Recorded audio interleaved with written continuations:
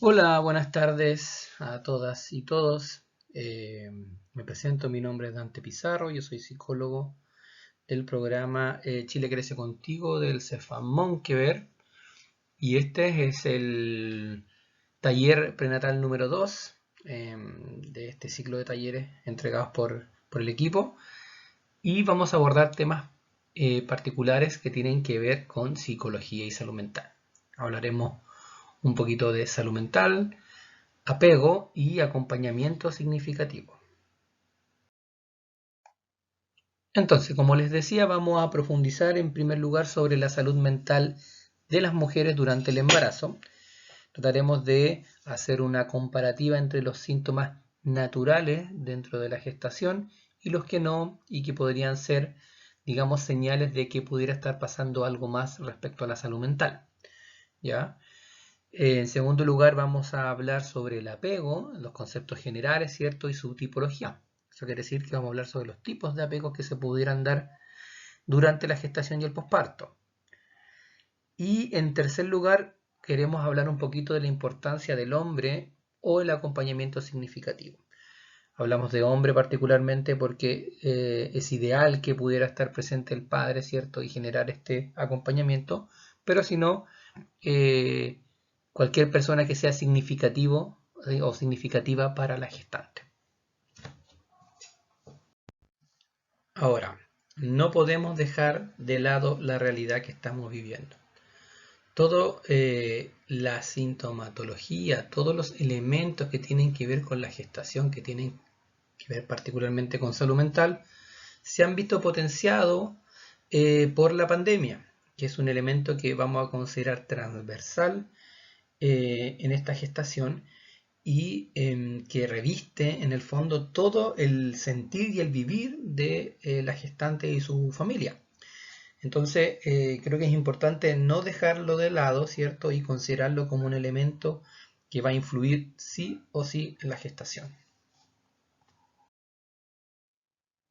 Bueno, para empezar a profundizar ya en los temas, vamos a partir hablando de la salud mental en la gestación.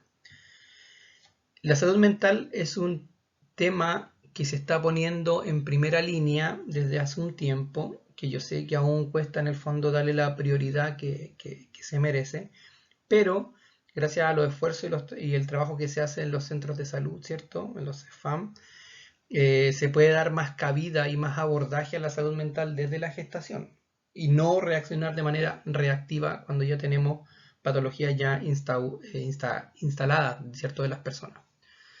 En el primer control prenatal que ustedes han tenido, se le aplicaron pautas, que una es el EPSA y la otra es el Edimburgo. El EPSA ayuda a ver riesgos durante la gestación y el Edimburgo ayuda a visualizar un poquito sintomatología depresiva en la gestación y también en el posparto. ¿Ya? Y los síntomas para nosotros los psicólogos son las señales que nos avisan y nos dan alerta de que podría estar pasando algo y podría estar generándose alguna patología que tenga que ver con salud mental. Los síntomas más propios de la gestación y que son normales, y de verdad cuando hablo normales hablo de que la mayoría de las embarazadas los pasan, también son muy parecidos a sintomatología que presenta gente con trastornos como la depresión. La labilidad emocional, ¿cierto? La irritabilidad, los problemas de concentración y memoria y el cansancio, todas las gestantes o su mayoría lo tienen y todos los depresivos o depresivas lo tienen o la mayoría. ¿Ya? ¿Cómo definimos nosotros a través de un análisis más profundo si esto se está viviendo de manera normal o está saliendo de la norma? Es a través de la intensidad y la duración de los síntomas. ¿Ya? Vamos a revisar estos cuatro un poquito más en profundidad. La labilidad emocional tiene que ver con la sensibilidad con la que enfrenta los conflictos o las dificultades, o en verdad cualquier hecho cotidiano de la vida, enfrenta a la gestante. Por ejemplo, si tú ves alguna teleserie y te emocionas con facilidad y lloras, o ves algún comercial, ¿cierto? Y también te pasa lo mismo, o alguien te dice alguna palabra que antes del embarazo no te hubiera afectado y el día de hoy sí te afecta y te dan ganas de llorar y te molestas y te enoja, eso es normal. ¿Qué sería o qué saldría de la norma o de lo normal? Es que, por ejemplo, estás tan sensible que lloras todos los días. O que cuando empiezas a llorar te cuesta controlar el llanto. Sale como con angustia, ¿cierto? Y dura mucho tiempo.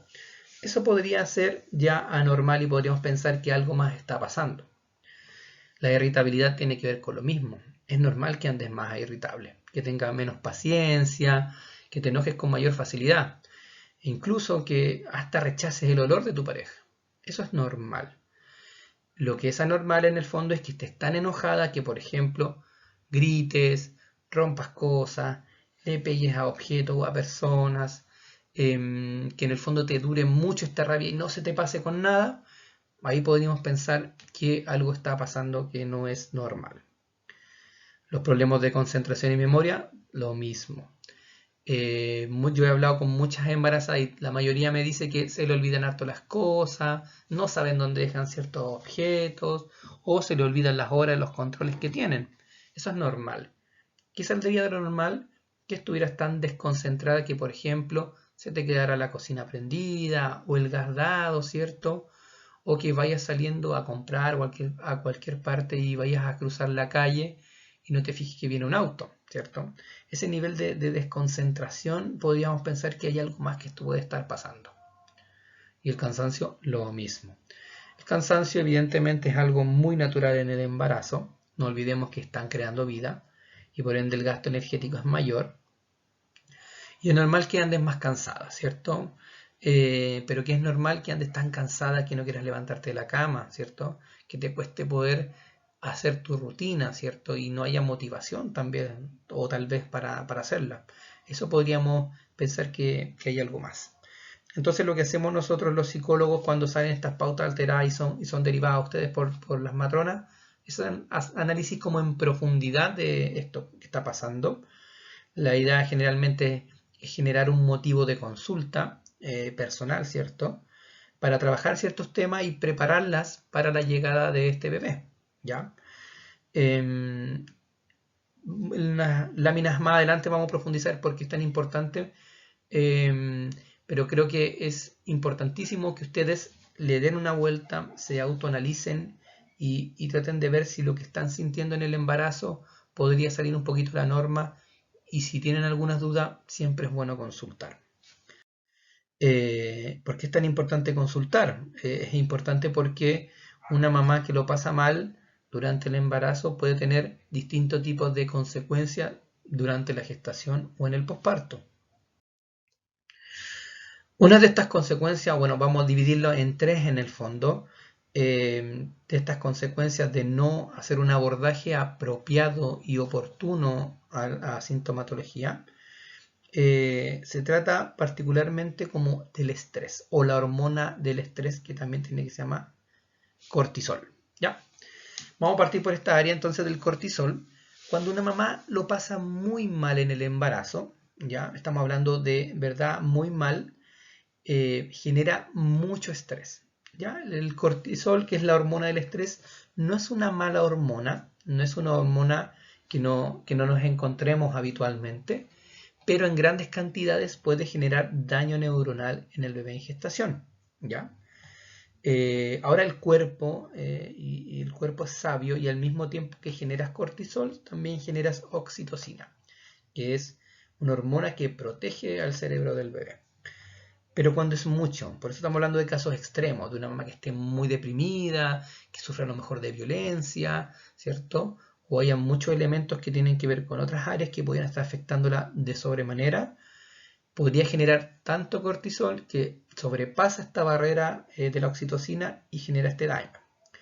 ¿Cuáles son las consecuencias de este daño? Niños y niñas después con diagnóstico de hiperactividad, déficit atencional, incluso he encontrado la relación con cólicos, ¿cierto? Con embarazos complejos anímicamente y en estudios recientes que leí hace un par de años, hay una estrecha relación entre la anorexia en adolescentes mujeres, ¿cierto?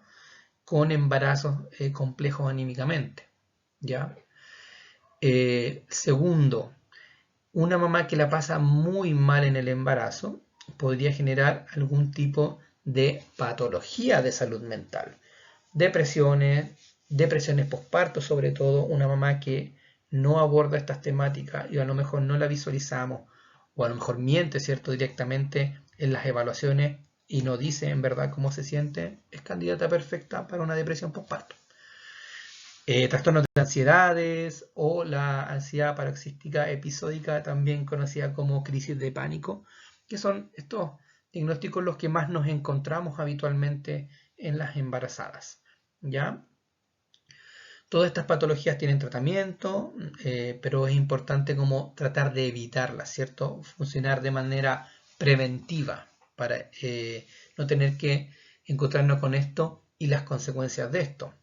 Y una de las grandes consecuencias de las patologías de salud mental durante la gestación y el posparto tiene que ver con el riesgo vincular, ¿cierto?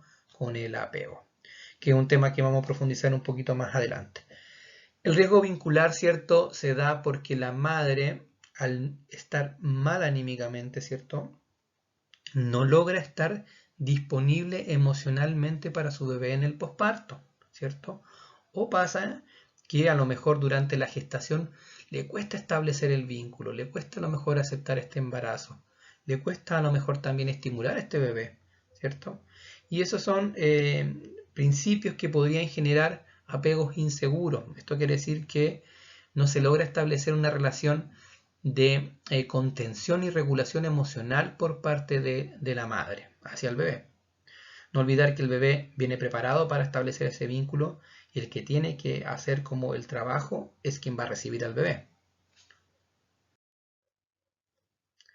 Por eso es tan importante cómo nosotros vivimos este embarazo y también cómo las personas que nos rodean pueden influenciar de manera positiva en la gestación. Bueno, a continuación vamos a profundizar en el tema del apego, que es un tema muy grande y muy importante, que vamos a tratar de trabajar de manera bien general y que se pueda entender de la manera más fácil posible. El apego, vamos a decir lo que es, tiene que ver con el vínculo primario, con la relación que se establece entre el cuidador y el cuidado. En este caso, en general es entre la mamá y el bebé, entre el papá y el bebé, o las personas significativas, si es que se hace cargo a lo mejor de una abuelita, si es que a lo mejor hay una hermana que está reemplazando alguna función cuidadora, ¿cierto? En el fondo, cualquier persona que sea un referente significativo para este bebé, ¿ya? Entonces hablamos de una relación vincular. Y en general se puede dar dos grandes grupos, ¿cierto? O dos tipos grandes de apego durante el posparto, ¿cierto? Que son los apegos seguros y los apegos inseguros. Los apegos seguros, y este es el apego que nosotros queremos que todos ustedes puedan establecer con sus bebés, tiene la función principal de ser una regulación emocional para el bebé. Y además también ser una base segura para la exploración. Partamos entendiendo qué quiere decir esto con la regulación emocional del bebé. El bebé no tiene la capacidad de regularse emocionalmente, ¿cierto? Si el bebé tiene hambre, llora. Si está aburrido, llora, ¿cierto? Si le pica la etiqueta de la ropa, va a llorar. Si se siente aburrido, va a llorar. El llanto es su forma de comunicación. Y la misión, y una de las misiones más importantes de los papás y las mamás, ¿cierto? O los cuidadores, es poder regular esto. Hacer que el bebé no llore tanto. Evitarlo a toda costa, ¿cierto? Porque el llanto en el fondo que no es, digamos, abordado oportunamente, incluso puede generar daño neuronal en el bebé, porque lo mismo que hablábamos antes, se genera esta hormona del estrés que en muchas cantidades genera daño. Cuando nosotros resolvemos oportunamente este llanto, ¿cierto? Y damos respuesta, si es por hambre, si es que cambiar el pañal, si el bebé está aburrido, lo que le estamos enseñando es que estamos disponibles para él o ella, ¿cierto? Y nos transformamos en una base segura. Cuando el bebé se siente seguro, solito puede ir ya empezando a descubrir el mundo y se prepara para la exploración. Por su parte, los apegos inseguros, ¿cierto? Como dice bien la palabra, generan elementos de inseguridad en el niño o niña, que después va a ir creciendo. Dentro de los apegos seguros tenemos los ambivalentes, los evitativos y los desorganizados. Vamos a abordarlos bien superficialmente porque se puede hablar muchísimo de esto y daría para hacer un taller completo, particularmente de apego, pero básicamente los apegos ambivalentes, el niño no sabe si puede contar completamente con su mamá o con su cuidador o cuidadora. Esto quiere decir que este cuidador y cuidadora a veces se muestra receptivo, cariñoso, amoroso, y otras veces se puede sentir frío, ¿cierto? O puede ser incluso rechazante con el bebé. Entonces este bebé, además de generar como inseguridad, ¿cierto? No sabe si puede contar con su mamá o no, ¿cierto? O con la figura significativa. El evitativo, por su parte, es un poquito más extremo. Ya, si se escucha ahí un corte un poco extraño es porque tuve que tomar un poquito de té porque ya me dolía en la garganta tanto hablar. Dentro del apego inseguro está también el evitativo. El evitativo es un poquito más extremo, como les decía, y en el fondo la figura de cuidado tiende a ser más rechazante. Estamos hablando siempre a nivel emocional, ¿cierto? Uno puede darle alimentación, puede darle la ropita, puede poner, no sé, ¿cierto? Pero si no es afectuoso, es donde se generan estos quiebres, ¿ya? Y el desorganizado, en el fondo, particularmente, la figura de apego es atemorizante y aterrorizante para el bebé, ¿cierto? Y genera en el fondo ya trastornos más complejos a largo plazo de personalidad y otros elementos que podrían dañar como de manera crónica, digamos, a este ser humano que va a llegar a ser un adulto en algún momento. Bueno, aquí ya hay una descripción un poquito más larguita, ¿cierto? Que podemos ir leyendo. El apego seguro, ¿cierto? La madre, padre o cuidador es que establece una relación protectora, contenedora y amorosa con el cuidado. Esto genera una base para la exploración del mundo. El apego seguro ambivalente, madre, padre, cuidador o cuidadora, ¿cierto? Establece una relación ambivalente con el cuidado. Esto quiere decir que en ocasiones fomenta un vínculo seguro y en otras no. El apego inseguro evitativo, ¿cierto? La madre, padre, cuidador o cuidadora establece una relación evitativa con el cuidado. Esto quiere decir que la figura de apego no logra ser una imagen de contención y amor. Incluso se presenta como rechazante con el niño. Apego inseguro desorganizado. Madre, padre o cuidador establece una relación violenta con el cuidado. Esto quiere decir que es una figura de apego que genera terror en el cuidado. Y aquí tenemos los ejemplos clásicos en el fondo de violencias físicas extremas en bebés, en niños, ¿cierto? Y violencia también psicológica, ¿cierto? Los abusos sexuales o las violaciones. Bueno, y finalmente el acompañamiento significativo. Lo que nosotros buscamos con acompañamiento significativo es generar distintos elementos que van a ayudar y van a proteger a la embarazada y a su bebé. El acompañamiento significativo genera un espacio de contención emocional de la gestante, ¿cierto? Genera un espacio donde la gestante puede hablar de lo que siente, puede hablar de lo que está pasando, sobre sus expectativas a futuro, sobre sus miedos o ansiedades, ¿ya?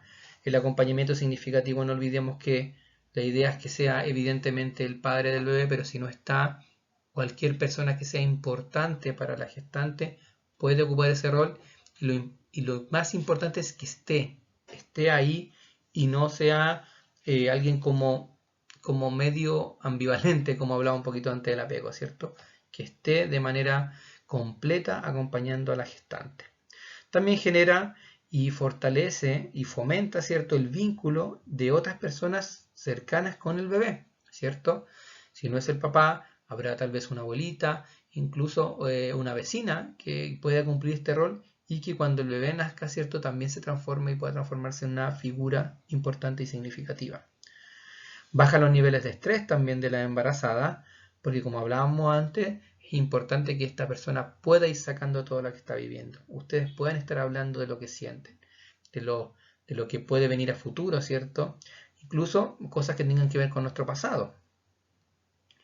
Además, genera una educación del acompañante sobre los procesos que vive la gestante.